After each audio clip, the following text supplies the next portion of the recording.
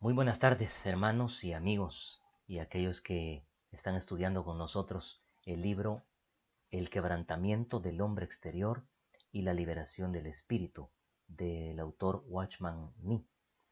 Es un material de gran bendición y edificación espiritual. Pero vamos a orar y vamos a pedirle al Espíritu Santo que en esta ocasión nos guíe, nos ayude y nos ilumine y podamos entender los principios que vamos a visualizar, hermanos. ¿Les parece? Oremos. Buen Dios y Padre, te damos gracias por este día, gracias por un fin de semana más que hemos pasado recientemente y donde tú estuviste con nosotros. Ayúdanos, Señor, a recibir este día tu luz, que podamos también darle la bienvenida a la paz de Cristo, que tu paz gobierne nuestros pensamientos, Señor.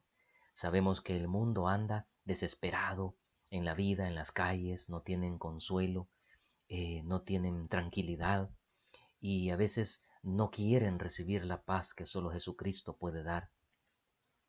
Y por eso vivimos esas vidas llenas de desesperación, de ansiedad, de enfermedad incluso, Señor.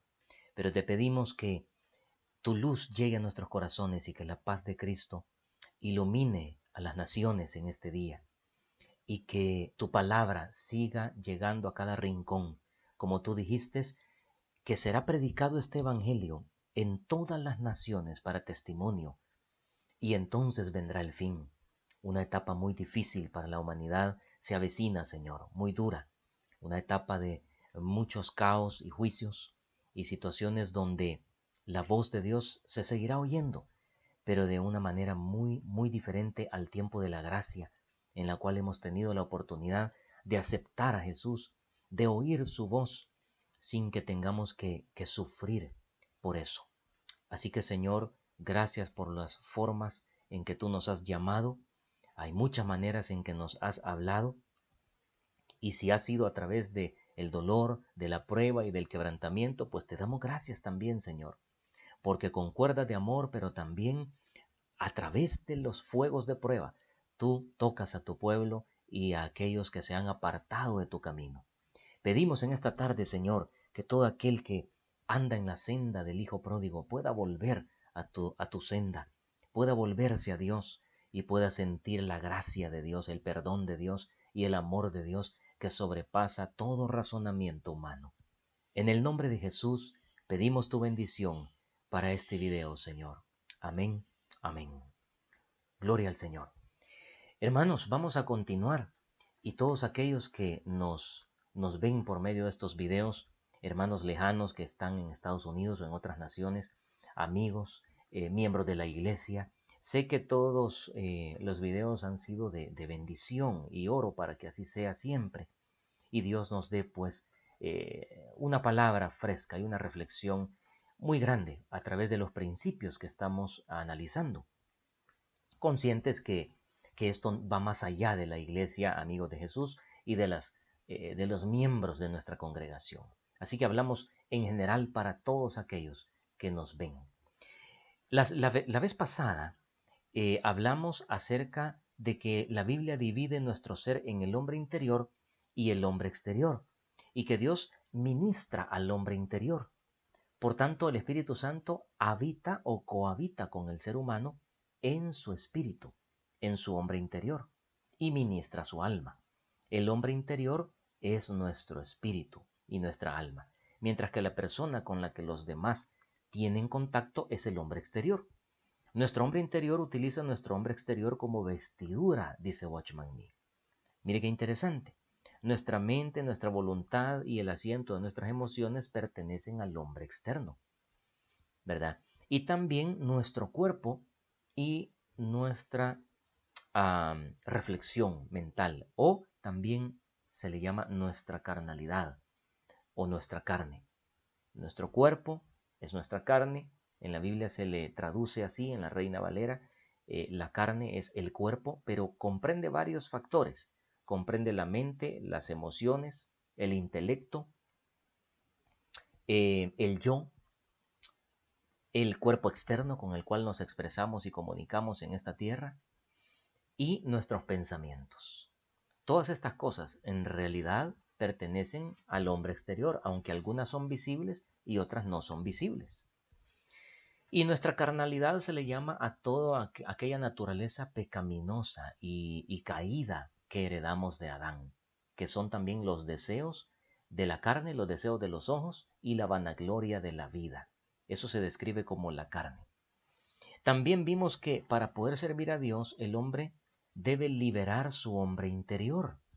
Watchman Nee plantea esto en un versículo que es básico en estos estudios, ¿verdad? Que estamos viendo. Ya lo vamos a citar más adelante. Ya lo hemos citado, pero lo vamos a recordar.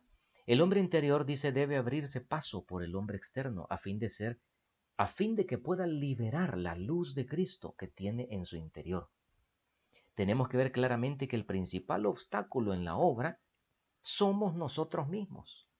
Mire, esto a mí cuando lo leí por primera vez aquí en este folleto me llamó mucho la atención, hermanos, porque muchas veces hemos pensado que es quizás el entorno, el mundo, el diablo, la familia, el entorno que nos rodea, el ambiente familiar, la iglesia, ahí le andamos echando la culpa a todo mundo, pero en realidad nosotros tenemos una lucha contra nosotros mismos, hermanos, y es contra nuestra naturaleza carnal, contra nuestra intelectualidad humana, contra el razonamiento humano.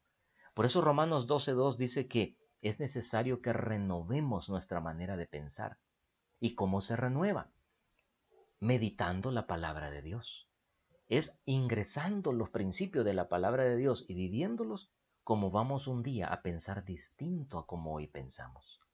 La mayoría de conflictos que tenemos dentro o fuera de las iglesias, dentro o fuera de la familia, tienen que ver con nuestra manera de ser y de pensar. Así que, hermanos, tenemos mucho trabajo. Dice Watchman Nee, nada nos estorba tanto como nuestro hombre externo, la eficacia de nuestra labor en el ministerio. Oigan, aquellos que somos ministros, pastores, que Dios nos ha hecho un llamamiento, diáconos, líderes, servidores, que enseñan a otros.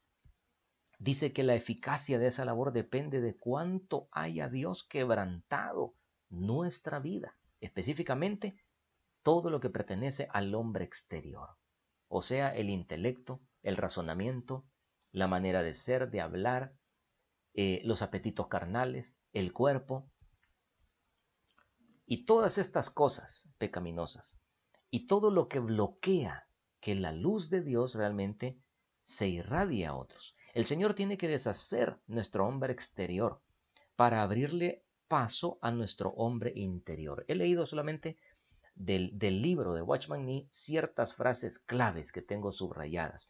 Quizás algunos de ustedes hayan sido un poco más estudiosos, un poco más curiosos de qué es lo que estamos analizando y han buscado en YouTube el audiolibro, El quebrantamiento del hombre exterior y la liberación del espíritu. Y qué bueno que lo hagan, porque ahí ustedes van a notar que lo que estoy leyendo, algunas de las partes que leemos, son exactamente porciones del folleto de Watchman Nee. Vamos a ver una cita y un ejemplo de quebrantamiento que fue muy importante para la iglesia, ya que el personaje nos aportó muchísimo en el Nuevo Testamento. Fue un instrumento de Dios tremendísimo, al cual Dios le confió una revelación tremenda acerca de las principales doctrinas y directrices de la iglesia de Cristo. Estamos hablando del apóstol Pablo. Hay un pasaje en Hechos capítulo 9, versículo 3 al 6, donde vemos la conversión de este personaje. Este hombre, hermanos, recuérdese que el cristianismo nace después de la muerte de Cristo y la raíz del cristianismo es el judaísmo. Y esto es toda la revelación que Dios confió en el Antiguo Testamento a Israel, a partir de, más específicamente y más fuertemente, del pacto del Sinaí, de la revelación que Moisés recibió en el monte Sinaí. Ok, Podríamos decir que Saulo también es como un Moisés en el Nuevo Testamento para la iglesia.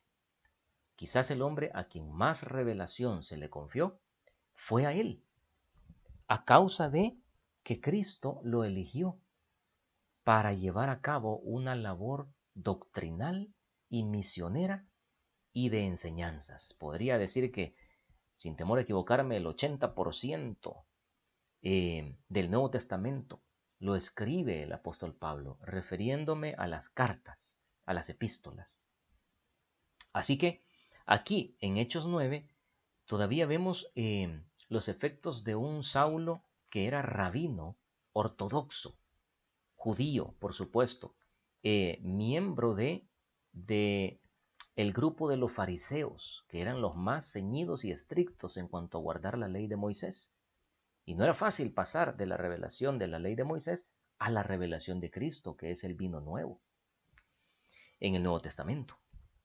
Entonces dice Saulo respirando aún amenazas y muerte. Verso 1.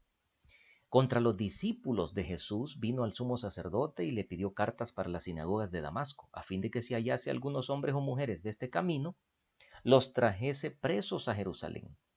Mas yendo por el camino, aconteció que al llegar cerca de Damasco, repentinamente le rodeó un resplandor de luz del cielo, y cayendo en tierra oyó una voz que le decía, mire qué interesante, Dios es luz, dice Juan, y le rodeó un resplandor de luz celestial, que lo botó.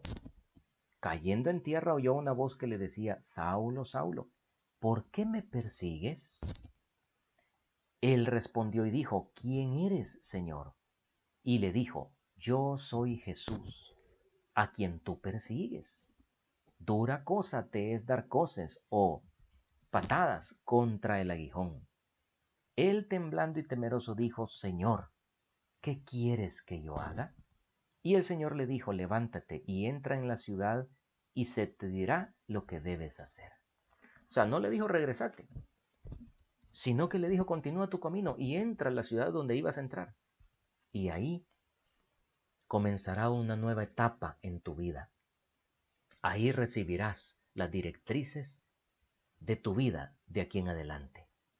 Ahí sabrás quién es Jesucristo y cuál es el plan de Jesucristo.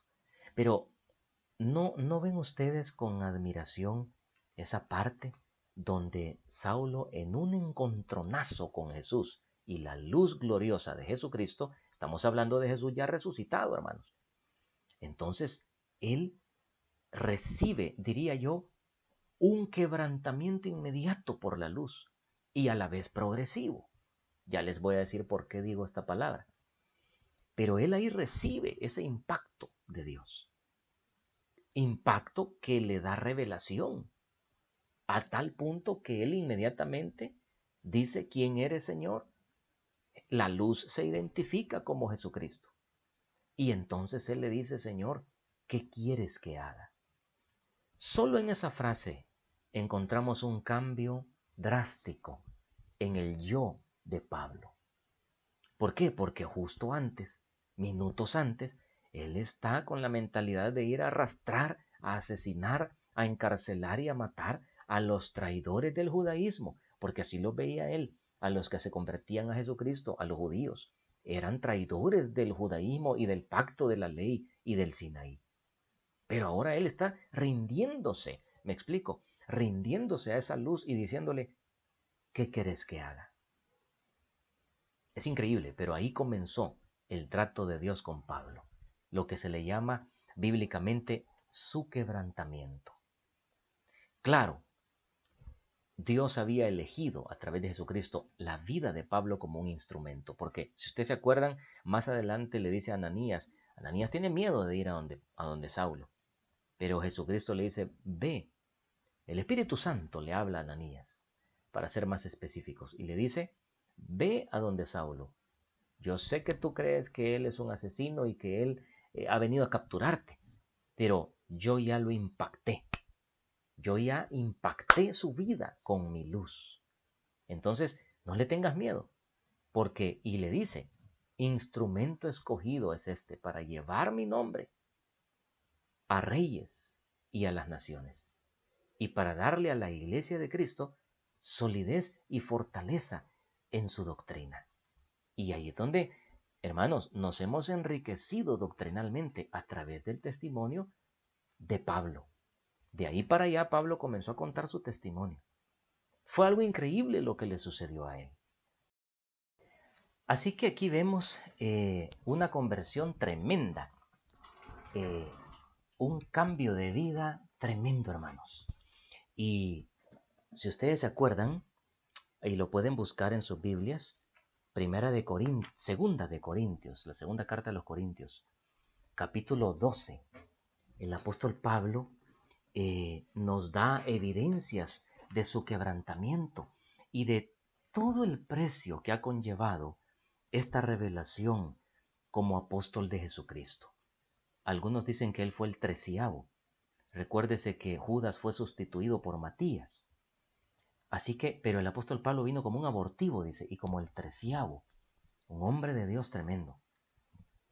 Y solo quiero leer en 2 Corintios capítulo 12, cuando él habla de una prueba en su cuerpo, llamada aguijón, y que le suplicó a Dios que se lo quitara, pero no lo hizo, porque eso cumplía un propósito en él, mantenerlo regulado del orgullo, de la humanidad del orgullo, mantenerlo en un quebrantamiento que le permitía confiar en Dios, depender del Señor para ministrar, no llenarse de ego y de orgullo.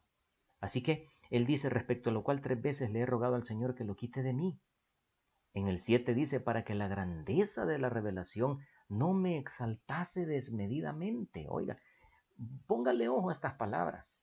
Son claves. La grandeza de la revelación que Dios me ha dado no me exalte desmedidamente. Me fue dado un aguijón en mi cuerpo, un mensajero de Satanás, que me abofetee para que no me enaltezca sobremanera. Hermanos, Dios usa hasta al mismo diablo para llevar a cabo ciertos propósitos misteriosos.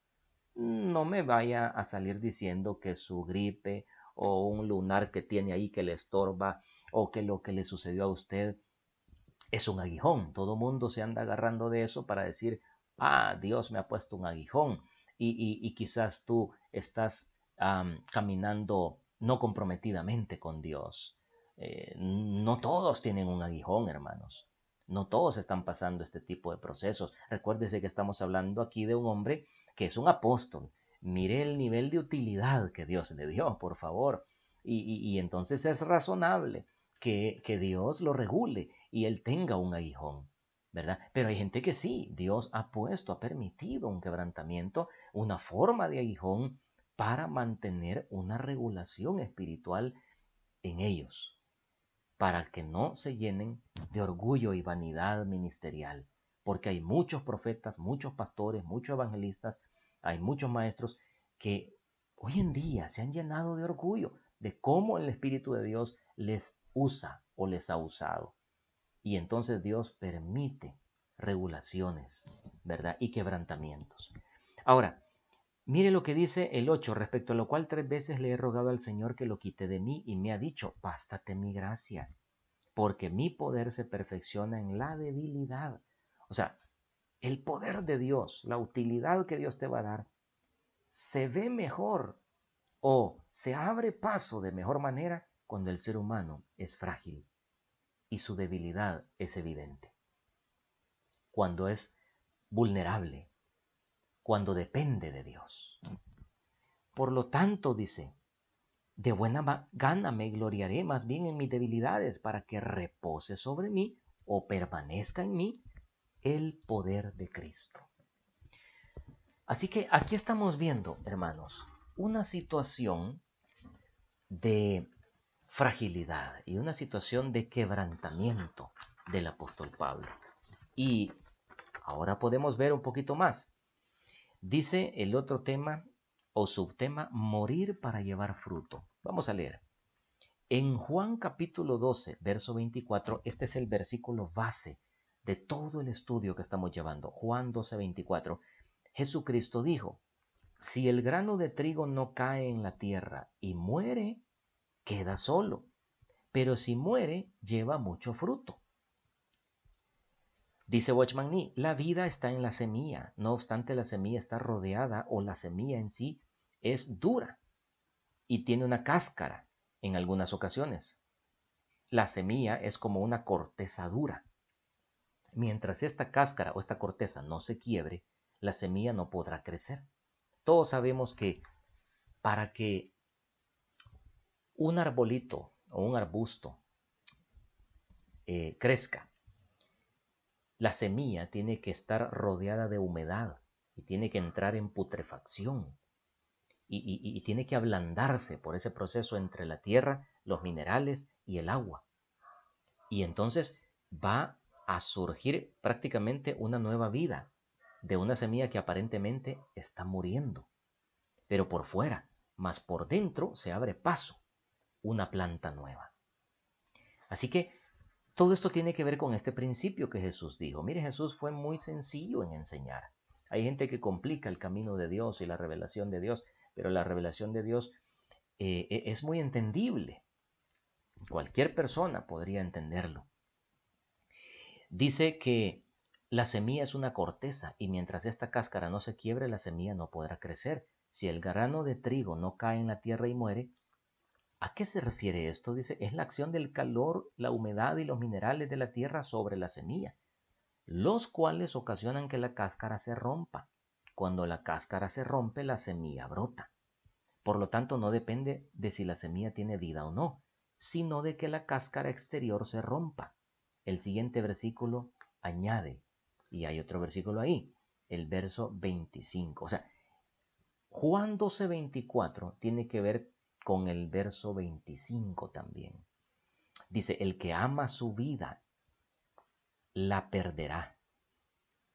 Y el que aborrece en este mundo su vida, para vida eterna la preservará. De acuerdo con la palabra del Señor, la cáscara exterior es nuestra vida. Y la vida interior es la vida eterna que Él nos imparte. Para que la vida interior pueda brotar, la vida exterior debe sufrir pérdida. Si lo exterior no es quebrantado, lo interior no puede ser liberado. Qué interesante, hermanos. Así que todas las semillas tienen que sufrir una putrefacción para poder dar a luz vida.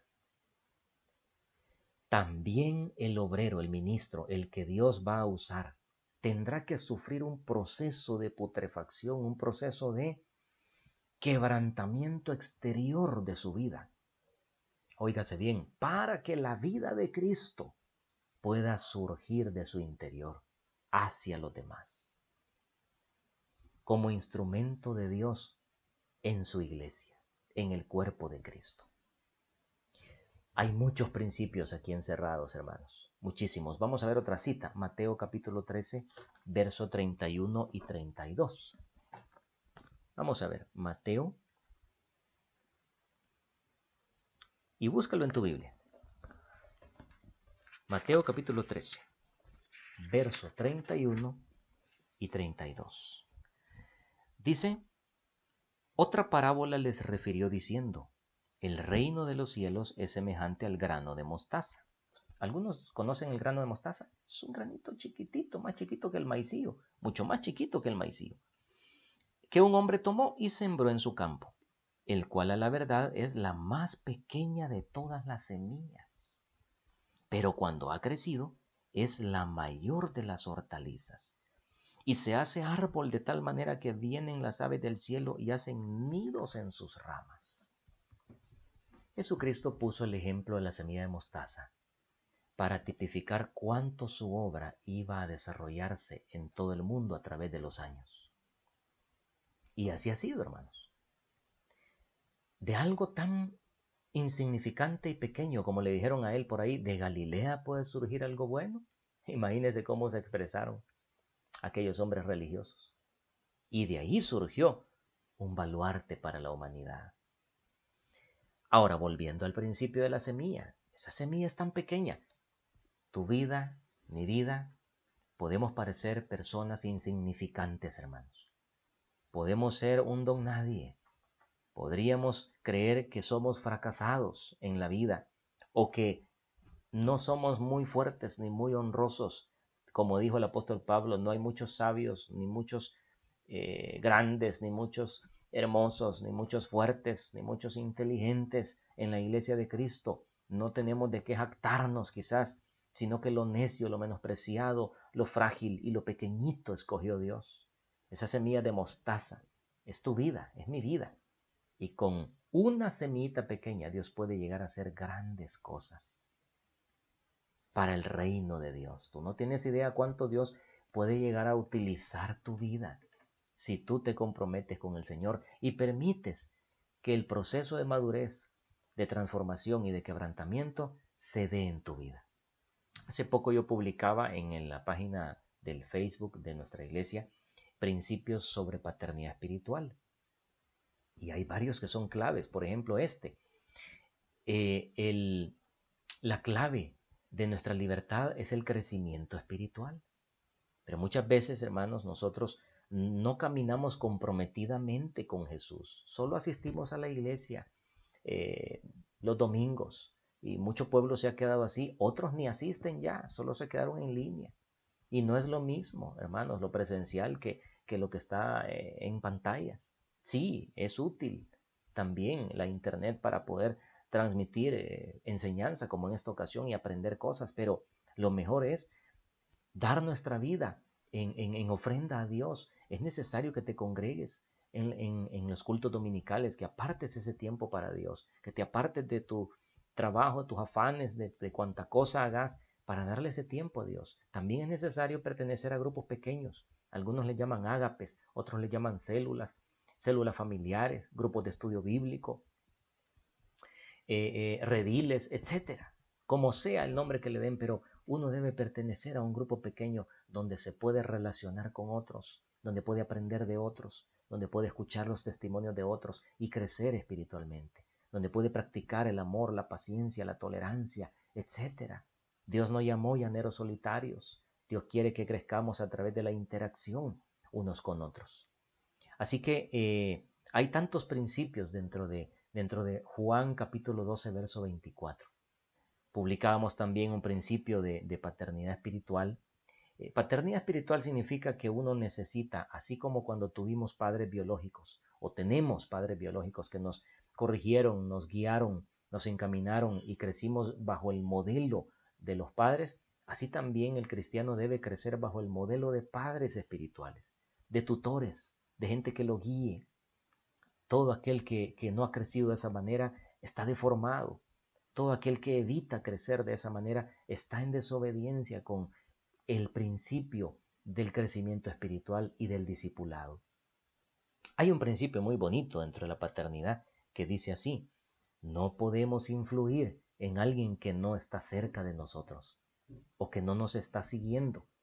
No que la gente debe seguirnos a nosotros, hermanos. Todos vamos detrás de Jesucristo. Él es el autor y consumador de nuestra fe.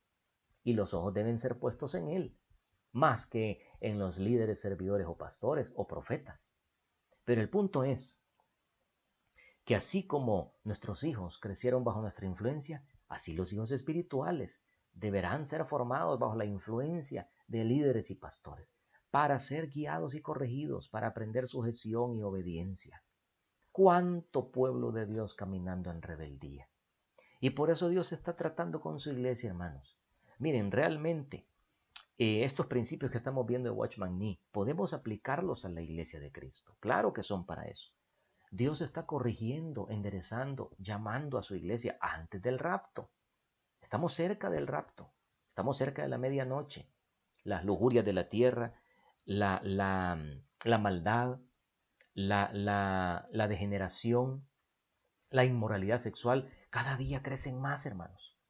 Y estas son señales previas al fin del mundo, al rapto, a la gran tribulación. Entonces, el Señor dice que su corrección y su juicio comienza por su casa. Así que Él está tratando con el pueblo de Dios, quebrantando a muchos, para que al fin puedan consagrarse a Él y puedan entender que nuestro llamado no es un llamado religioso, hermanos. No es una religión más, sino una relación donde nos entregamos al Señor y Él en su gracia nos perdona, nos limpia y nos hace instrumentos útiles para su obra, para influir, como Él dijo, en este mundo, siendo la luz de este mundo, siendo la sal de esta tierra. Vamos a leer un pasaje más, Filipenses capítulo 3, versículo 4 al 9. Siempre en nuestro tema, ¿verdad? De morir para llevar fruto. Mire qué tremendo. Filipenses, palabras del apóstol Pablo, ¿verdad? Capítulo 3, versículo 4 al 9. Recuerde esta idea. Acabamos de decir que para que la vida interior pueda brotar de nosotros, la vida exterior debe sufrir pérdida. Grabe eso en su mente. Tenemos que sufrir quebrantamiento y pérdida en lo externo para que lo interno tome un lugar preponderante y se desarrolle plenamente. Ese principio surge del versículo 25 de Juan 12, donde Jesús, repito, dijo, el que ama su alma o el que ama su vida, fíjese qué tremendo, el amor propio, el amor al yo, el amor a nosotros mismos desplaza nuestra utilidad en Dios. Desplaza el que seamos formados como instrumentos para Dios. Es como servir a dos señores, es como amar dos cosas a la vez, querer amar a Dios, querer seguir la voluntad de Cristo, pero yo me amo tanto a mí mismo que no puedo rendirme completamente a Jesús, que no estoy dispuesto a sacrificarme y a renunciar a cosas mías o que yo amo para poder servirle. Qué interesante. Por eso Jesús dijo, el que ama su vida, la perderá. Sufre pérdida en el reino de Dios. Y el que invierte su vida y renuncia, esta es la vida de renuncias, la que está hablando Jesús ahorita. El que renuncia a su yo, a su amor propio y a sus propias prioridades de vida, entonces gana terreno espiritual en el reino de Dios. Gana posición, utilidad y premios en aquel día en el cielo. Entonces, mire cómo Pablo ilustra esto. Filipenses 3 del 4 al 9. Aunque yo tengo de qué gloriarme y confiar en la carne, dice Pablo, o sea, de qué confiar en lo terrenal. Si alguno piensa que tiene de qué confiar en lo terrenal, o en el cuerpo, o en esta vida, yo más. Circuncidado al 8º día, dice. Aquí está hablando de los privilegios exclusivos del judaísmo, hermanos. Del linaje de Israel, de la tribu de Benjamín. Un hebreo escogido entre los hebreos.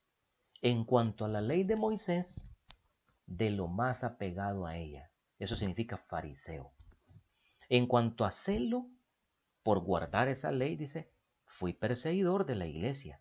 En cuanto a la justicia que es en la ley, es decir, en cuanto a cuán correctamente cumplo y vivo la ley, irreprensible. O sea, no he cometido un error contra la ley. Pero cuantas cosas eran para mi ganancia, oiga, las he estimado como pérdida por amor a Cristo. Y ciertamente aún estimo todas las cosas como pérdida por la excelencia del conocimiento de Cristo Jesús, mi Señor. Oiga, comparando todo aquello en lo cual él podía jactarse terrenalmente o como judío. Dice, si lo comparo por la excelencia del conocimiento de Cristo, o sea, por haber conocido a Cristo y por toda la revelación que Cristo es y me ha dado, dice, si lo pongo las dos cosas en balanza, sufre pérdida lo terrenal. Mire lo que dice después, por amor del cual lo he perdido. No dice he perdido unas cuantas cosas, lo he perdido todo y lo tengo por basura. En otras versiones dice lo tengo por estiércol, o sea, por desecho, para ganar a Cristo, para ganar lo que tiene Cristo para mí. y ser hallado en él, dice, no teniendo mi propia justicia, que es por la ley o por guardar la ley, sino la que es por creer y confiar en Cristo, la justicia que es de Dios por la fe. Ahora, ¿qué nos está diciendo Pablo ahí? Que ya no tiene de qué jactarse dentro de lo que es el judaísmo y dentro de lo que es la justicia por guardar la ley de Moisés. Y todo lo ha estimado y lo ha rendido a él para ganar la revelación de Cristo, para entender quién es Cristo y la voluntad de Cristo. Hay gente que le cuesta diezmar, apartar la 10ª parte de sus ingresos para la obra de Dios. Un examen, ¿qué diríamos? De gratitud, que reconocemos con eso que Dios nos provee todo. Y aún a eso no podemos renunciar. Hay gente que dice que qué difícil podría ser ir al culto los domingos porque quiero dormir más, o mañanear, o tener un tiempo de oración, mucho menos una vigilia que es más sacrificial. Hay gente que podría pensar que ayudarle al prójimo es un gran sacrificio, o ayudarle a un hermano, darle ray después del culto, de regreso. Hay gente que ha considerado que llegar a la iglesia el domingo, ya con eso es un sacrificio suficiente, ya le cumplieron a Dios. Hermanos, hay quienes, lo digo con toda franqueza, quizás les parezca un gasto gastar en una buena Biblia de letra grande para que no le cueste leerla. ¿Cuántas cosas, hermanos, evidencian que nosotros no hemos estimado a Cristo como se debe? No hemos rendido todo nuestro ser y nuestro amor propio y nuestro yo por Él. La semilla no ha muerto completamente. Y por eso la iglesia está debilitada. Los cristianos no son efectivos, no están siendo sal y luz, no están sanando a los enfermos, imponiendo sus manos sobre los enfermos, no están avanzando, solo se están entreteniendo. ¿Por qué? Porque no hemos llegado a ese punto donde Pablo llegó. Estimo todo como pérdidas. O sea, estoy dispuesto a perder terrenalmente para ganar espiritualmente. Es triste, pero es una realidad que mucho pueblo de Dios no está ganando territorio en su corazón, o Dios no está ganando territorio en sus corazones, y ellos no están avanzando y creciendo y ganándole territorio al mundo en su mente, o al enemigo, o a la carne, sino que ellos están como aprisionados, como atados todavía al pasado y a muchas circunstancias que no les permiten ser efectivos. Tenemos que llegar a la putrefacción, hermanos, como semilla. Tenemos que llegar al rompimiento del hombre externo, a la muerte y crucifixión, espiritualmente hablando, de nuestro yo, para que en realidad la vida de Cristo dé fruto en nosotros y seamos personas útiles al Señor, efectivas en su reino, activos, llenos de alabanza, llenos del fruto, llenos de amor, de gozo, de paz, de paciencia, de benignidad, llenos de un deseo de avanzar, de evangelismo, llenos del fuego de Dios. Hay pocos cristianos así hoy en día. Yo veo una iglesia que se ha debilitado, que se ha apagado poco a poco, que se ha llenado de conferencias y de reuniones y de activismos sociales, pero sin aquel poder de Dios que impacta a la humanidad. Y si sale alguien por ahí con pasión y con fuego, ya dicen que es pentecostal, ya dicen que es otra cosa, ya dicen que es un fanático. ¡Ey, pero qué tremendo! Mejor que nos llamaran fanáticos y no que nos llamen mediocres, que nos llamen tibios, sin compromiso, flojos. O como dijo Jesús en Apocalipsis, por cuanto eres tibio y no frío ni caliente, no te defines. Te vomitaré de mi boca, dijo Jesús. No queremos sufrir pérdida, no queremos sacrificar. Muchas de las cosas que amamos, hermanos, usurpan el lugar de Cristo en nuestro corazón y en nuestra vida. Ya no digamos esta sociedad rodeada de tanto distractor. Celulares, internet, redes, televisión, cable, tantas cosas, hermanos, que están y que tienen adormecido al pueblo de Dios, sin leer Biblia, sin disfrutar la palabra de Dios, sin tener altares de oración en sus casas, sin ir a estudios bíblicos entre semana. Nuestras oraciones no pasan de los alimentos, hermanos. Si nosotros vemos la vida del apóstol Pablo y de los discípulos de Cristo y de la iglesia inicial o primitiva, como le llaman muchos, creo que hay una gran diferencia entre esos creyentes y nosotros. El Evangelio no ha cambiado, es el mismo. El Espíritu Santo es el mismo. Cristo es el mismo, ayer, hoy y siempre. Pero ¿por qué la iglesia de Cristo está tan debilitada? ¿No será por nuestra falta de compromiso espiritual con Dios? ¿Por nuestra resistencia a morir como semillas? ¿Porque nos amamos mucho a nosotros mismos? ¿Porque nuestra prioridad son otras cosas? Creo que esta es la reflexión de este video y de esta porción que nos tocó en la lectura de Watchman Nee. Necesitamos renunciar a muchas de las cosas que nosotros hemos abrazado como importantes. Necesitamos renunciar a muchos ídolos que se han formado en nuestro corazón. Hablamos de otras religiones y sus idolatrías, pero en el pueblo cristiano hay muchos ídolos todavía viviendo dentro de ellos. Y mientras no rindamos esas áreas a Dios o esas cosas que tanto cuidamos o que tanto amamos, Dios no puede abrirse paso por nuestro hombre exterior y usarnos con poder y tomar nuestra vida como instrumento útil a su servicio. Recordemos, y con esto termino, uno de los enemigos más grandes, dice Watchman Nee, que tenemos para lograr este objetivo, que la vida de Cristo se vea en nosotros y que se irradie a los demás, es el hombre exterior.